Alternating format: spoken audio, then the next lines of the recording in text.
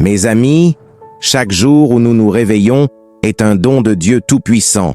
Le souffle même dans nos poumons est un signe de sa miséricorde, de son amour et de son but pour nos vies. Mais laissez-moi vous demander, comment commencez-vous votre matinée? Quelle est la première pensée qui vous vient à l'esprit? Est-ce l'inquiétude, le poids des fardeaux d'hier, ou vous levez-vous avec un cœur tourné vers le ciel, désireux de marcher au pas avec le Seigneur? La vérité est que la façon dont nous commençons notre journée façonne la façon dont nous la vivons. Si nous commençons avec des distractions, nous serons distraits. Si nous commençons par la peur, nous marcherons dans la peur. Mais si nous commençons par Dieu, si nous fixons nos yeux sur Jésus dès les premiers instants, nous marcherons dans sa paix, sa puissance et son but. Je veux partager avec vous 4 habitudes matinales qui plaisent à Dieu. 4 disciplines simples mais puissantes qui transformeront non seulement vos matins, mais toute votre vie. Ce sont des habitudes qui approfondiront votre foi, renforceront votre esprit et vous rapprocheront du cœur de Dieu. Si vous les intégrez à votre routine quotidienne, vous commencerez à voir sa main à l'œuvre d'une manière que vous n'auriez jamais imaginée. Alors je vous exhorte à écouter attentivement, car ce message n'est pas seulement pour quelqu'un d'autre, il est pour vous. Dieu vous appelle à marcher avec lui, à commencer vos journées dans sa présence et à vivre une vie qui le glorifie. Tout commence par la façon dont vous commencez votre matinée. Plongeons ensemble dans ces 4 habitudes matinales qui plaisent à Dieu. Mes amis, si nous voulons vivre une vie qui plaît à Dieu, nous devons commencer nos journées avec lui. Les premiers instants après avoir ouvert les yeux sont parmi les plus importants de toute notre journée. Ils donnent le ton, façonnent notre état d'esprit et déterminent la direction de nos pensées, de nos attitudes et même de nos actions. Pourtant, combien de fois permettons-nous aux distractions de prendre le dessus avant même de sortir de notre lit? Beaucoup se réveillent et prennent leur téléphone avant de prendre leur Bible, vérifient les nouvelles avant de se connecter avec Dieu. Ils commencent leurs matinées inondées de titres, d'emails et de réseaux sociaux, et avant même de mettre un pied dehors, leurs cœurs sont déjà accablés par l'inquiétude, le stress s'installe, les demandes du monde se précipitent comme un déluge, et la présence de Dieu semble lointaine avant même que la journée ne commence. Mais cela ne doit pas être ainsi. La Bible nous dit dans Matthieu 6, 33, « Cherchez premièrement le royaume de Dieu et sa justice, et toutes ces choses vous seront données par-dessus. Cherchez-le d'abord, non pas en second, non pas plus tard, non pas après avoir écouté le monde, mais d'abord. » Quand vous vous réveillez, la toute première chose que vous devriez faire est de tourner votre cœur vers le ciel. Avant de parler à quelqu'un d'autre, parlez au Seigneur. Avant de plonger dans la bataille du jour, entrez dans sa présence. Vous verrez, la prière n'est pas juste un rituel ou un devoir religieux. C'est une communion avec le Dieu vivant. C'est le moment où nous abandonnons nos plans, nos soucis et nos fardeaux entre ses mains. C'est quand nous reconnaissons, « Seigneur, je ne peux pas faire cette journée sans toi. Je ne veux pas faire un seul pas en dehors de ta volonté. » Ce genre d'abandon plaît à Dieu. Ce genre de prière touche le cœur du ciel. Le roi David comprenait le pouvoir de chercher Dieu dès le matin. Dans le psaume 5, 3, il dit « Éternel, le matin tu entends ma voix. Le matin je me tourne vers toi et je regarde. » Il n'a pas dit « Seigneur, je t'atteindrai si j'ai le temps. » Il n'a pas dit « Je prierai quand les choses deviendront difficiles. » Non, il a dit « Le matin, Seigneur, tu entends ma voix. » Avant toute chose, David a crié à Dieu, et c'est ce que nous devons faire. Quand nous commençons notre journée par la prière, nous reconnaissons que nous n'avons pas le contrôle, que c'est Dieu qui l'a. Nous nous rappelons que notre force vient de lui, et non de nos propres capacités. Nous l'invitons à nous conduire, à nous guider, et à aligner nos cœurs sur sa volonté. Et quand nous faisons cela, quelque chose d'incroyable se produit. La paix de Dieu, qui surpasse toute intelligence, commence à remplir nos cœurs. Les soucis de la vie perdent leur emprise, les plans de l'ennemi perdent leur pouvoir. Vous direz peut-être, mais je ne sais pas toujours quoi prier. Mon ami, la prière ne consiste pas à dire les bons mots, mais à avoir le bon cœur. C'est venir devant Dieu avec honnêteté, humilité et ouverture. Certains matins, tout ce que vous pourrez dire sera « Seigneur, j'ai besoin de toi » et il entendra cette prière. D'autres matins, tout ce que vous pourrez murmurer sera « Jésus, donne-moi de la force » et il répondra. La prière ne se mesure pas à sa longueur, mais à sa sincérité. Il s'agit de dépendance, de chercher Dieu en premier. Quand vous ferez de la prière votre première habitude chaque matin, vous remarquerez un changement. Le poids du monde ne reposera plus sur vos épaules, car vous l'aurez placé entre les mains de Dieu. Le chaos de la vie ne dictera plus votre paix, car votre paix sera enracinée en Christ. Au lieu de redouter la journée, vous y entrerez avec confiance, sachant que vous n'êtes pas seul.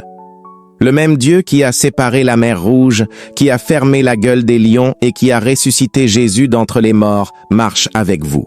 Alors je vous mets au défi. Demain matin, avant toute autre chose, parlez à Dieu. Avant de vérifier votre téléphone, contactez le Seigneur. Avant de remplir votre esprit du bruit du monde, remplissez votre âme de sa présence. Donnez-lui les premiers instants de votre journée et voyez comment il transformera non seulement vos matins, mais toute votre vie. Mes amis, s'il y a une chose que je sais, c'est que nous ne pouvons pas marcher dans la lumière de Dieu si nous ne passons pas de temps dans sa parole. Le monde d'aujourd'hui est rempli de voix qui distraient, de voix qui trompent, de voix qui nous éloignent de la vérité. Et si nous n'y prenons pas garde, nous nous retrouverons façonnés par ces voix plutôt que par la voix de Dieu. C'est pourquoi, tout comme nous devons commencer chaque matin par la prière, nous devons aussi commencer chaque matin par la parole de Dieu. La Bible n'est pas juste un autre livre, ce n'est pas un recueil de vieilles histoires ou de dictons religieux. Elle est vivante, puissante. C'est le souffle même de Dieu qui nous est donné pour que nous puissions le connaître, le suivre et entrer dans sa présence. Le psaume 119, 105 dit « Ta parole est une lampe à mes pieds et une lumière sur mon sentier. » Sans la parole, nous marchons dans les ténèbres. Sans la parole, nous naviguons dans la vie par nos propres moyens, en difficulté et en quête de réponse au mauvais endroit. Mais quand nous ouvrons les pages des Écritures, nous invitons la sagesse de Dieu, sa direction et sa présence dans nos vies. Beaucoup de gens se réveillent chaque matin et se précipitent dans leur journée sans même prendre un instant pour entendre ce que Dieu a à dire.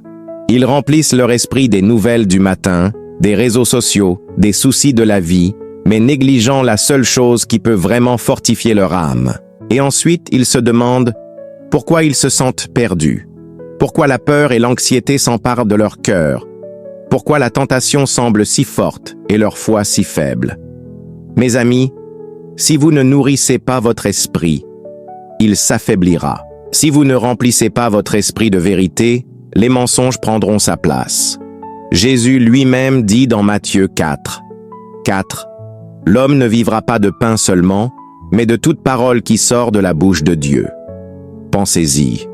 Tout comme notre corps a besoin de nourriture chaque jour pour survivre, notre âme a besoin de la parole de Dieu chaque jour pour prospérer. Vous ne passeriez pas une journée entière sans manger en espérant avoir de la force. Vous ne priveriez pas votre corps de nourriture en attendant de fonctionner à votre meilleur niveau. Pourtant, tant de gens passent des jours, voire des semaines, sans nourrir leur âme et se demandent pourquoi ils se sentent spirituellement secs. Ils ont négligé la chose même qui leur donne la vie. Quand vous commencez votre journée avec la parole, vous vous armez de la vérité avant que l'ennemi n'ait une chance de murmurer ses mensonges. Vous remplissez votre cœur des promesses de Dieu avant que le monde ne tente de le remplir de peur. Vous fixez votre esprit sur les choses d'en haut et non sur les luttes temporaires de cette vie.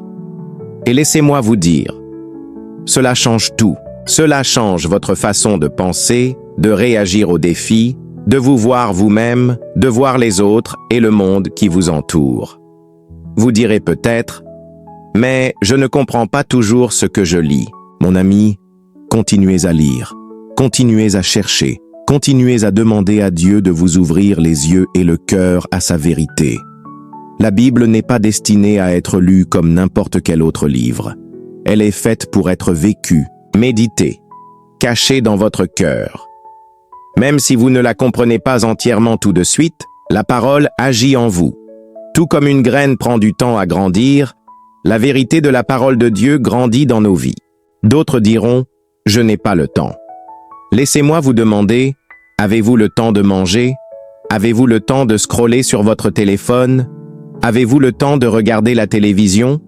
Alors vous avez le temps pour la parole de Dieu. Cela ne prend pas des heures.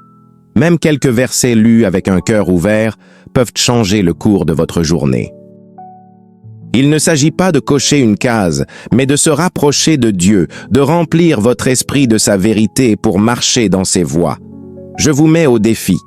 Demain matin, avant de laisser le monde parler dans votre vie, laissez Dieu parler en premier. Ouvrez sa parole, lisez-la, méditez-la, laissez-la façonner votre cœur et guider vos pas. Et je vous promets que lorsque vous commencerez votre journée avec la vérité de Dieu, vous verrez sa main à l'œuvre à chaque instant de votre vie.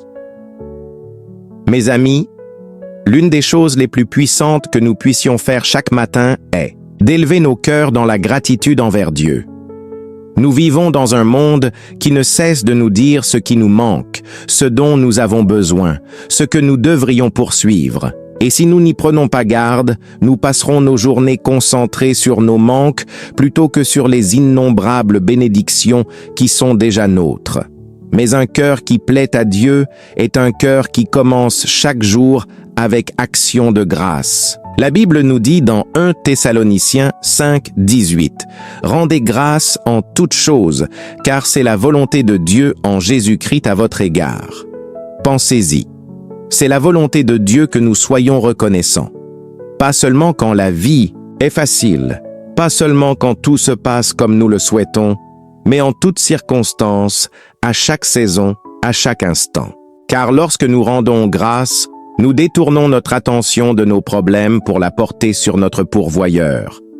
Nous cessons d'amplifier nos luttes et commençons à magnifier notre Sauveur. Tant de gens se réveillent le matin en pensant déjà à tout ce qui ne va pas. Ils se réveillent inquiets pour leurs finances, stressés par leur travail, anxieux de ce que la journée pourrait apporter. Et avant même d'avoir posé un pied hors du lit, leur esprit est rempli de négativité. Mes amis, si la première chose que nous faisons chaque matin est de nous plaindre, il n'est pas étonnant que nous traversions la vie en nous sentant accablés. Mais quand nous commençons notre journée dans la gratitude, quelque chose change. Nos fardeaux semblent plus légers, car la gratitude ne consiste pas seulement en des mots, mais en une perspective. Il s'agit de choisir de voir la vie à travers le prisme de la bonté de Dieu, plutôt qu'à travers le filtre de nos inquiétudes. La gratitude ne consiste pas à prétendre que tout est parfait, mais à reconnaître que, même au milieu des épreuves, Dieu est fidèle. Même quand la vie est incertaine, Dieu est aux commandes. Même quand nous n'avons pas toutes les réponses, nous servons un Dieu qui les a.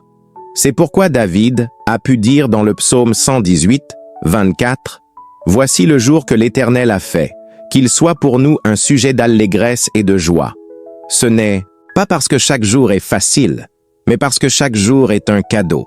Peu importe ce que réserve la journée, nous pouvons faire confiance à celui qui la tient. La gratitude plaît à Dieu parce qu'elle montre que nous lui faisons confiance. Elle montre que nous croyons en sa bonté, que ses plans sont parfaits et qu'il œuvre en toutes choses pour notre bien. Quand nous le remercions pour ce que nous avons, nous cessons de nous attarder sur ce que nous n'avons pas.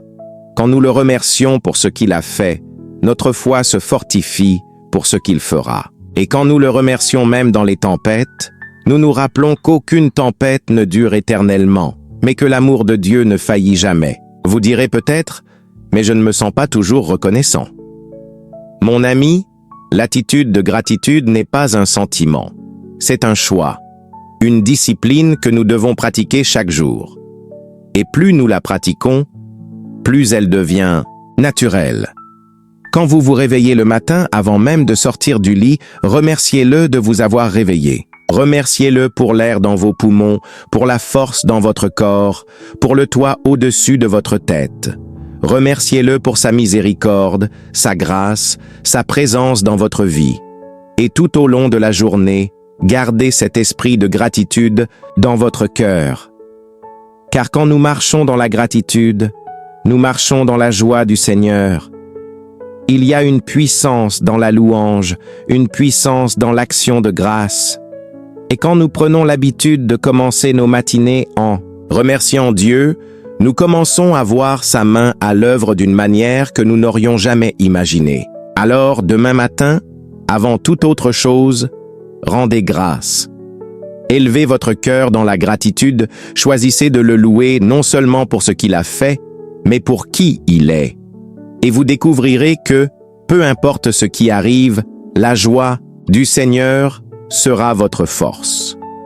Mes amis, les mots que nous prononçons chaque matin ont un pouvoir. Ils tracent le cours de notre journée, façonnent l'atmosphère de nos maisons, de nos lieux de travail et de nos cœurs. La Bible nous dit dans Proverbe 18, 21, « La mort et la vie sont au pouvoir de la langue. » Cela signifie que chaque mot que nous prononçons apporte soit la vie, soit la destruction. Il construit ou il détruit, il honore Dieu ou l'attriste. Et si nous voulons commencer notre matinée d'une manière qui plaît à Dieu, nous devons être intentionnels quant aux mots qui sortent de notre bouche.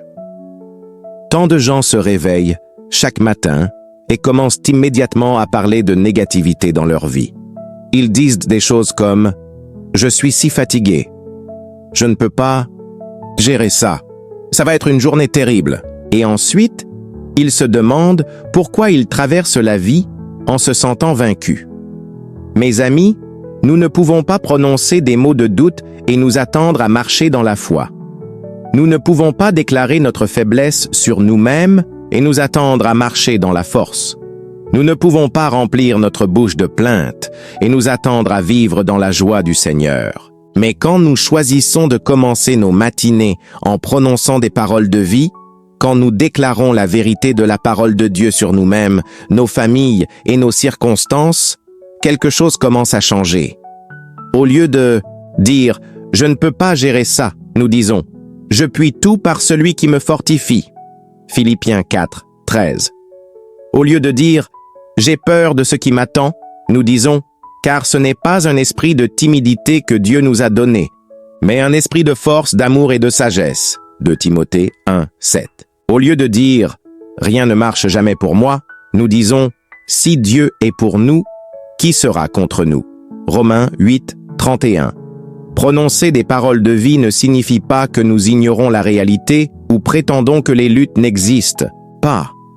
Cela signifie que nous choisissons d'aligner nos paroles sur la vérité de Dieu plutôt que sur les mensonges de l'ennemi. Cela signifie qu'au lieu de laisser nos émotions dicter ce que nous disons, nous laissons l'Esprit de Dieu guider notre langue.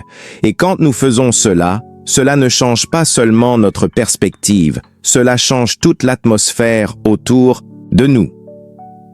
Les mots que nous prononçons n'affectent pas seulement nous-mêmes, mais aussi les gens autour de nous.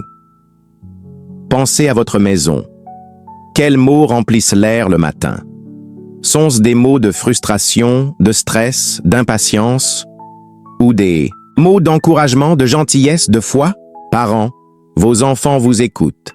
Maris, vos femmes vous écoutent. Femmes, vos maris vous écoutent. Et surtout, Dieu écoute chaque mot que nous prononçons.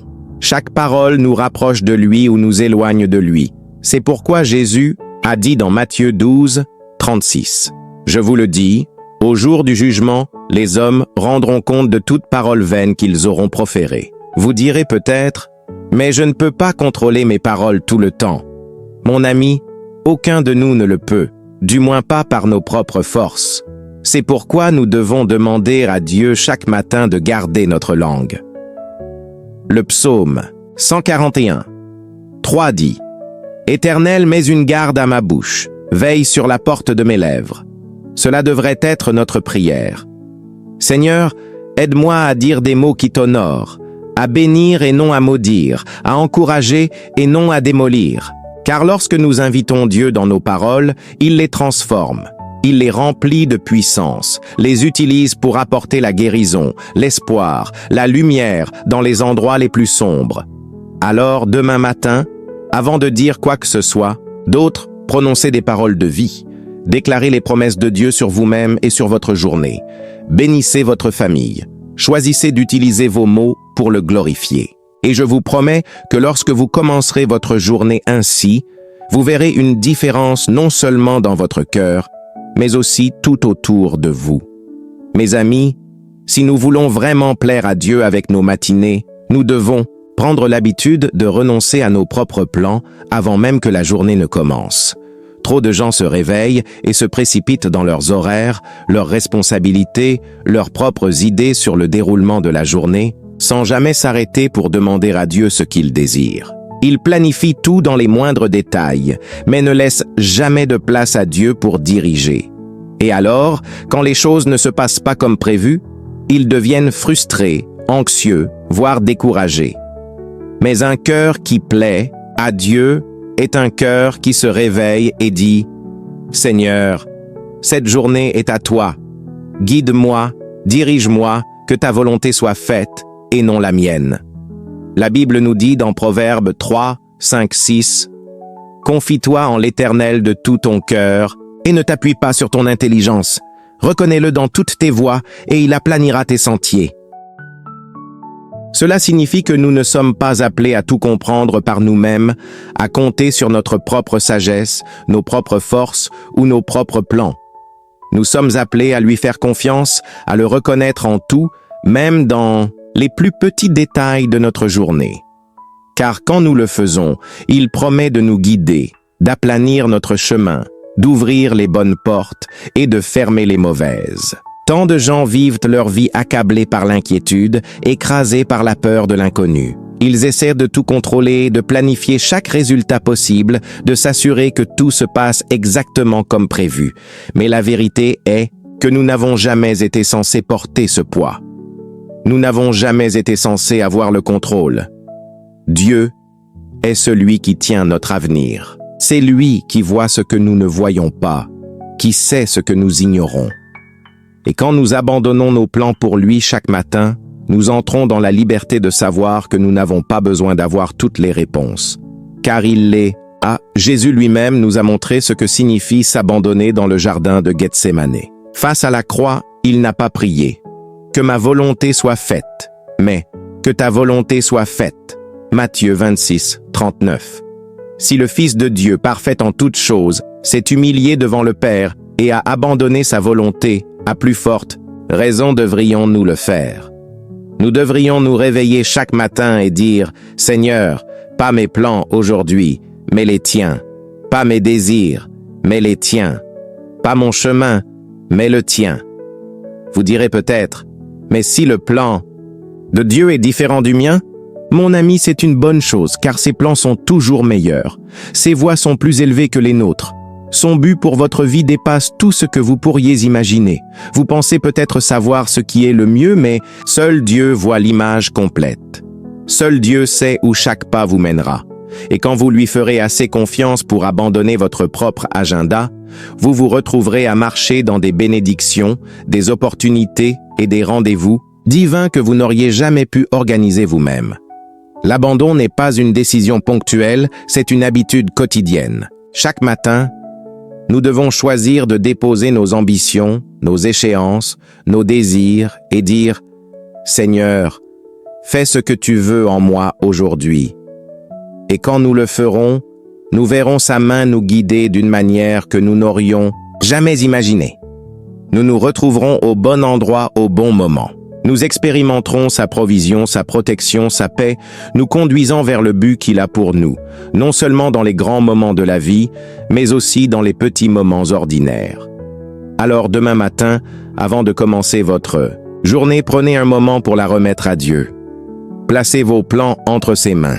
Invitez-le à vous diriger, à vous rediriger, à façonner vos pas selon sa volonté parfaite. Et je vous promets que vous commencerez à marcher dans une paix que le monde ne peut pas donner et dans un but bien plus grand que tout ce que vous auriez pu planifier vous-même. Mes amis, s'il y a une chose qui marque une vie qui plaît à Dieu, c'est une vie qui sert les autres. Nous ne vivons pas cette vie pour nous-mêmes. Nous n'avons pas été placés sur cette terre simplement pour poursuivre nos propres ambitions, notre confort ou notre succès. Non, nous avons été créés pour aimer, pour donner, pour servir et pour être une bénédiction pour ceux qui nous entourent. Et si nous voulons vraiment commencer nos matinées d'une manière qui plaît au Seigneur, nous devons prendre l'habitude de lui demander « Qui puis-je servir aujourd'hui? Qui puis-je encourager? Qui puis-je bénir ?»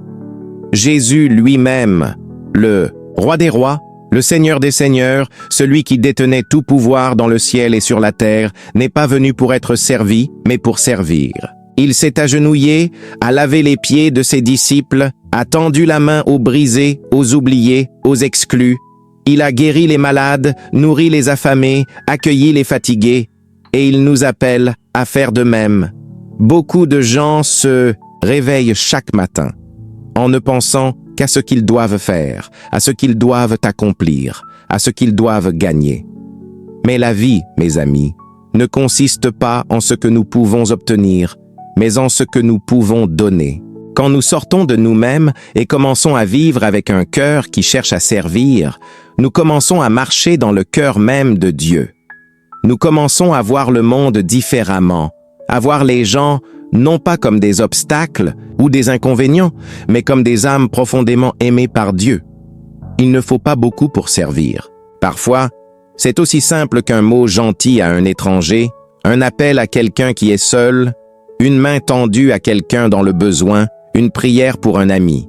Ces choses peuvent sembler petites, mais aux yeux de Dieu, elles sont grandes. Car chaque acte de gentillesse, chaque moment de compassion, chaque geste désintéressé reflète l'amour de Christ dans un monde qui en a désespérément besoin. Il y a des gens tout autour de nous qui sont en difficulté, qui sont seuls, qui sont accablés, qui se sentent oubliés.